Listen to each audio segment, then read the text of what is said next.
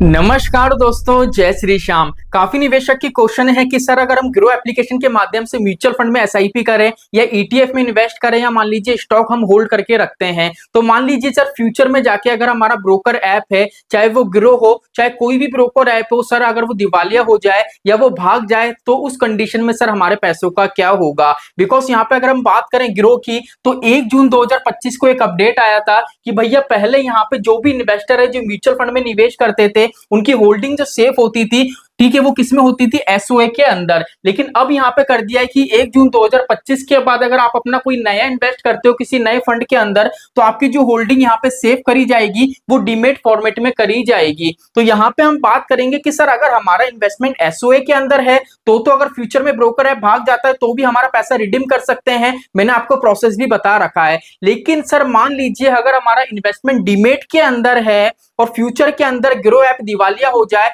या कोई भी ब्रोकर ऐप भाग जाए, दिवालिया हो जाए, तो उस कंडीशन में सर हमारे पैसों का क्या होगा। हमारा इन्वेस्टमेंट कंटिन्यू रख सकते हैं या हमारा पैसा डूब जाएगा। तो वीडियो के स्टार्टिंग में ही मैं आपको इतना बता दूं, आपका इन्वेस्टमेंट चाहे एसओए के अंदर हो चाहे डीमेट के अंदर हो, पैसा आपका सेफ रहेगा, आप इन्वेस्टमेंट कंटिन्यू भी रख सकते हो और आपका पैसा राजी खुशी आप विड्रॉ भी कर सकते हो। लेकिन यहाँ पे कुछ डॉक्यूमेंट्स हैं जो आपको संभाल के रखने पड़ेंगे जिससे फ्यूचर में जाके आपको कोई दिक्कत परेशानी नहीं आए, इसलिए पूरा वीडियो वॉच करना, बिल्कुल भी स्किप मत करना। चलिए अब यहाँ पे सबसे पहले देखो, हम ये बात नहीं करेंगे कि एसओए क्या होता है, डीमेट क्या होता है। मैंने इस पे कंप्लीट प्लेलिस्ट बना रखी है कि कहाँ पे ज्यादा बेनिफिट्स आपको देखने को मिलेंगे। अगर वो प्लेलिस्ट की आपको वीडियो देखनी है तो डिस्क्रिप्शन में लिंक दे दूंगा, इजिली वॉच करना, सब कुछ समझ में आ जाएगा। तो यहाँ पे छोटा सा हम कंसेप्ट समझते हैं। पहली चीज तो अगर सर हमारा इन्वेस्टमेंट एसओए के अंदर है तो एसओए को सर मैनेज कौन करता है,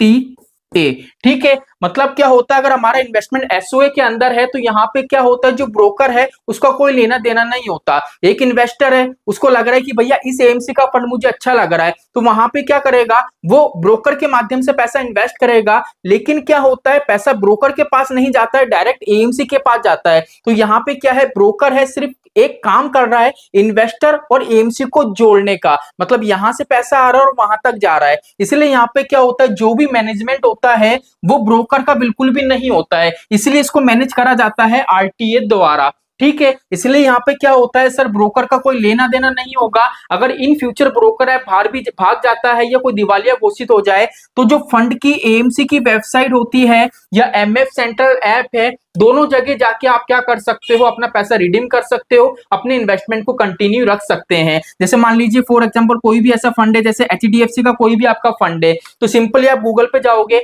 एचडीएफसी म्यूचुअल फंड की जो ऑफिशियल वेबसाइट है उसमें आप लॉग इन करोगे, रजिस्ट्रेशन करोगे, वहां पे आपका इन्वेस्टमेंट शो हो जाएगा, वहां से कंटिन्यू भी रख सकते हो और आप एक्सिट भी कर सकते हो, ठीक है। अगर मान लीजिए आप इसकी ऑफिशियल वेबसाइट से नहीं करना चाहते हो तो प्ले स्टोर पे एक एप्लीकेशन मिलेगी एमएफ सेंट्रल, वहां पे जाके भी आप क्या कर सकते हो, आपका इन्वेस्टमेंट है उसको कंटिन्यू भी कर सकते हो और एक्सिट भी कर सकते हो। अगर मान लीजिए ब्रोकर ऐप भाग जाता है तो यहाँ पे आपके पास दो ऑप्शन रहते हैं। लेकिन सर मान लीजिए अगर हमारा इन्वेस्टमेंट डीमेट में सेफ हो रहा है तो सर यहाँ पे क्या,